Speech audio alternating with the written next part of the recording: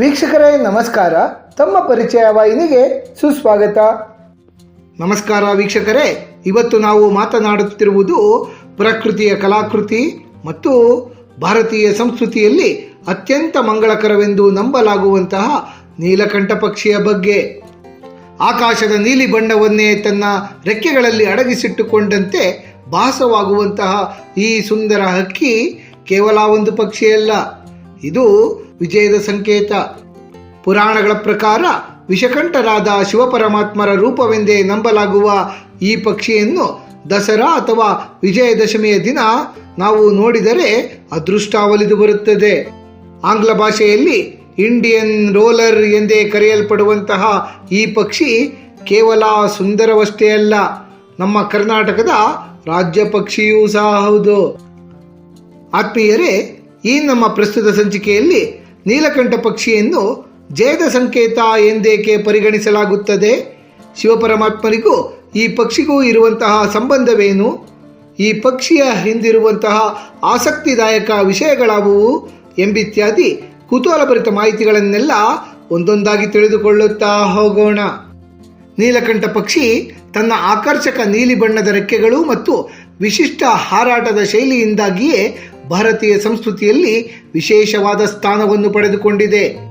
ಇದು ಪಾರಿವಾಳಕ್ಕಿಂತಲೂ ಗಾತ್ರದಲ್ಲಿ ಸ್ವಲ್ಪ ಚಿಕ್ಕದಾಗೇ ಇರುತ್ತದೆ.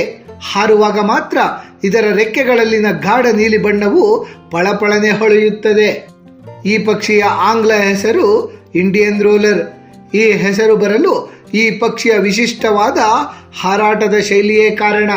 ಸಂತಾನೋತ್ಪತ್ತಿಯ ಸಮಯದಲ್ಲಿ ಗಂಡು ಪಕ್ಷಿಯು ಹೆಣ್ಣು ಪಕ್ಷಿಯನ್ನು ಆಕರ್ಷಿಸಲು ಗಾಳಿಯಲ್ಲಿ 360 ಡಿಗ್ರಿ ಗಿರಿಕೆಯನ್ನು ಹೊಡೆಯುತ್ತಾ ಕೆಳಗೆ ಜಿಗಿಯುತ್ತಾ ಅತ್ಯದ್ಭುತವಾದ ಕಸರತ್ತುಗಳನ್ನು ಪ್ರದರ್ಶಿಸುತ್ತದೆ. ಈ ರೀತಿ ವಿಶಿಷ್ಟವಾಗಿ ಗಿರಕಿ ಹೊಡೆಯುವ ಸಾಹಸ ನೋಡುಗರಿಗೆ ರೋಮಾಂಚನವನ್ನೇ ನೀಡುತ್ತದೆ. ನಮ್ಮ ಕರ್ನಾಟಕದ ಮಲೆನಾಡು, ಬಯಲುಸೀಮೆ ಹಾಗೂ ಕರಾವಳಿ ಸೇರಿದಂತೆ ಬಹುತೇಕ ಎಲ್ಲ ಭೂಭಾಗಗಳಲ್ಲಿ ಈ ನೀಲಕಂಠ ಪಕ್ಷಿ ಕಂಡುಬರುತ್ತದೆ. ಈ ನೀಲಕಂಠ ಪಕ್ಷಿಗಳು ಕೃಷಿ ಭೂಮಿಯಲ್ಲಿ ಬೆಳೆಗಳನ್ನು ನಾಶಪಡಿಸುವಂತಹ ಮಿಡತೆಗಳು, ಜೇನುನೊಣಗಳು ಹಾಗೂ ಇತರ ಕೀಟಗಳನ್ನು ತಿಂದು ಬದುಕುತ್ತವೆ. ರೈತರಿಗೆ ನೈಸರ್ಗಿಕವಾಗಿ ಸಹಾಯ ಮಾಡುವ ಈ ಪಕ್ಷಿಯನ್ನು ರೈತ ಬಾಂಧವ ಎಂದೇ ಪರಿಗಣಿಸಲಾಗುತ್ತದೆ. ಈ ನೀಲಕಂಠ ಪಕ್ಷಿ ಕೇವಲ ಕರ್ನಾಟಕ ರಾಜ್ಯಕ್ಕೆ ಮಾತ್ರ ಸೀಮಿತವಾಗಿಲ್ಲ. ಇದು ತನ್ನ ಸೌಂದರ್ಯ ಮತ್ತು ಪ್ರಾಮುಖ್ಯತೆಯಿಂದಾಗಿಯೇ ಕರ್ನಾಟಕ ಸೇರಿದಂತೆ ಆಂಧ್ರ ಪ್ರದೇಶ, ತೆಲಂಗಾಣ ಮತ್ತು ಒಡಿಸ್ಸಾ ಹೀಗೆ ಒಟ್ಟು 4 ರಾಜ್ಯಗಳ ಅಧಿಕೃತ ರಾಜ್ಯ ಪಕ್ಷಿಯಾಗಿದೆ. ಧಾರ್ಮಿಕ ಮಹತ್ವ. ಶಿವಪುರಾಣದ ಪ್ರಕಾರ ನೀಲಕಂಠ ಪಕ್ಷಿ ಕೇವಲ ಒಂದು ಹಕ್ಕಿಯಲ್ಲ, ಅದು ಸಾಕ್ಷಾತ್ ಶಿವಪರಮಾತ್ಮರ ಸಂಕೇತ ಮತ್ತು ಶುಭ ಶಕುನದ ದ್ಯೋತಕ. ಸಮುದ್ರ ಮಂಥನದ ಸಮಯದಲ್ಲಿ ಲೋಕವನ್ನೆಲ್ಲ ದಹಿಸಬಲ್ಲ ಹಾಲಾಹಲ ಎಂಬ ವಿಷ ಉದ್ಭವಿಸಿದಾಗ ಜಗತ್ತನ್ನು ರಕ್ಷಣೆ ಮಾಡಲು ಶಿವಪರಮಾತ್ಮರು ಆ ವಿಷವನ್ನೇ ಸೇವಿಸುತ್ತಾರೆ. ಆ ವಿಷ ಗಂಟಲಿನಲ್ಲಿಯೇ ಉಳಿದುಕೊಂಡಿದ್ದರಿಂದ ಶಿವದೇವರ ಕಂಠವು ನೀಲಿ ಬಣ್ಣಕ್ಕೆ ತಿರುಗುತ್ತದೆ. ಇದರಿಂದಾಗಿ ಅವರಿಗೆ ನೀಲಕಂಠ ಎಂಬ ಹೆಸರು ಬಂದಿದೆ. ಅದೇ ರೀತಿ ಈ ಪಕ್ಷಿಯ ಕುತ್ತಿಗೆ ಮತ್ತು ರೆಕ್ಕೆಗಳ ಭಾಗ ಸುಂದರವಾದ ನೀಲಿ ಬಣ್ಣದಿಂದ ಕೂಡಿರುವುದರಿಂದಲೇ ಇದನ್ನು ಶಿವದೇವರ ಪ್ರತೀಕವೆಂದು ಶಿವಪುರಾಣದ ಕಥೆಗಳ ಆಧಾರದ ಮೇಲೆ ನಂಬಲಾಗುತ್ತದೆ. ಇದಕ್ಕೆ ನೀಲಕಂಠ ಎಂಬ ಹೆಸರು ಬರಲು ಸಹ ನೀಲಿ ಬಣ್ಣವೇ ಕಾರಣ. ಶ್ರಾವಣ ಮಾಸದಲ್ಲಿ ಈ ಪಕ್ಷಿಯನ್ನು ನೋಡುವುದು ಶಿವದೇವರ ದರ್ಶನಕ್ಕೆ ಸಮಾನವೆಂದು ಮತ್ತು ಇದರಿಂದ ಮಾಡಿದಂತಹ ಪಾಪಗಳೆಲ್ಲ ನಾಶವಾಗುತ್ತವೆ ಎಂದು ಭಕ್ತಾದಿಗಳು ಅಚಲವಾಗಿ ನಂಬುತ್ತಾರೆ. ಪ್ರಭು ಶ್ರೀರಾಮಚಂದ್ರರು ತ್ರೇತಾಯುಗದಲ್ಲಿ ಲಂಕಾ ನಗರಿಯಲ್ಲಿ ರಾವಣನ ಮೇಲೆ ಯುದ್ಧವನ್ನು ಸಾರುವ ಮೊದಲು ಈ ನೀಲಕಂಠ ಪಕ್ಷಿಯ ದರ್ಶನವನ್ನು ಪಡೆದಿದ್ದರಂತೆ. ಆ ಸಮಯದಲ್ಲಿ ಆಕಾಶದಲ್ಲಿ ಹಾರುತ್ತಿದ್ದ ಸುಂದರವಾದ ಈ ನೀಲಕಂಠ ಪಕ್ಷಿಯನ್ನು ಕಂಡಂತಹ ಪ್ರಭು ಶ್ರೀರಾಮಚಂದ್ರರು ಆನಂದ ಪರವಶರಾಗಿ ಅದನ್ನು ಶಿವದೇವರ ಆಶೀರ್ವಾದ ಮತ್ತು ವಿಜಯದ ಸಂಕೇತ ಎಂದು ಭಾವಿಸುತ್ತಾರೆ.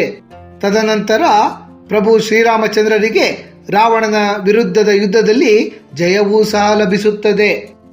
ಈ ಕಾರಣದಿಂದಾಗಿಯೇ ಇಂದಿಗೂ ಸಹ ವಿಜಯದಶಮಿಯ ದಿನ ಈ ಹಕ್ಕಿಯನ್ನು ನೋಡುವುದು ಶುಭ ಶಕುನ ಮತ್ತು ವಿಜಯದ ಸಂಕೇತ ಎಂದು ಬಣ್ಣಿಸಲಾಗುತ್ತದೆ. ರಾವಣ ಒಬ್ಬ ಶ್ರೇಷ್ಠ ವಿಪ್ರನಾಗಿದ್ದುದರಿಂದ ಆತನನ್ನು ಕೊಂದ ನಂತರ ಪ್ರಭು ಶ್ರೀರಾಮಚಂದ್ರರಿಗೆ ಬ್ರಹ್ಮಹತ್ಯಾ ದೋಷ ಬಂದೊದಗುತ್ತದೆ. ಅವರು ಈ ಪಾಪದಿಂದ ಮುಕ್ತಿಯನ್ನು ಪಡೆದುಕೊಳ್ಳಲು ಶಿವದೇವರನ್ನು ಕುರಿತು ತಪಸ್ಸನ್ನಾಚರಿಸುತ್ತಾರೆ. ಆಗ ಶಿವಪರಮಾತ್ಮರು ಅವರ ಭಕ್ತಿಗೆ ಮೆಚ್ಚಿ ನೀಲಕಂಠ ಪಕ್ಷಿಯ ರೂಪದಲ್ಲಿ ಕಾಣಿಸಿಕೊಂಡು ಪಾಪ ಮುಕ್ತಗೊಳಿಸಿದರು ಎಂದು ನಂಬಲಾಗುತ್ತದೆ. ವಿಜಯದಶಮಿಯ ದಿನದಂದು ಈ ಪಕ್ಷಿಯ ದರ್ಶನವನ್ನು ಕಂಡು ಮೌನವಾಗಿ ಪ್ರಾರ್ಥನೆಯನ್ನು ಸಲ್ಲಿಸಿದರೆ ಅದು ನೇರವಾಗಿ ಕೈಲಾಸದಲ್ಲಿರುವಂತಹ ಶಿವಪರಮಾತ್ಮರಿಗೆ ತಲುಪುತ್ತದೆ ಮತ್ತು ಇಚ್ಛೆಗಳೆಲ್ಲ ಶೀಘ್ರವೇ ಈಡೇರುತ್ತದೆ ಎಂಬ ನಂಬಿಕೆ ಇದೆ. ನೀಲಿ ಬಣ್ಣ ಆಧ್ಯಾತ್ಮಿಕ ರಂಗದಲ್ಲಿ ಶಾಂತಿ ಹಾಗೂ ಆನಂದತೆಯ ಸಂಕೇತ.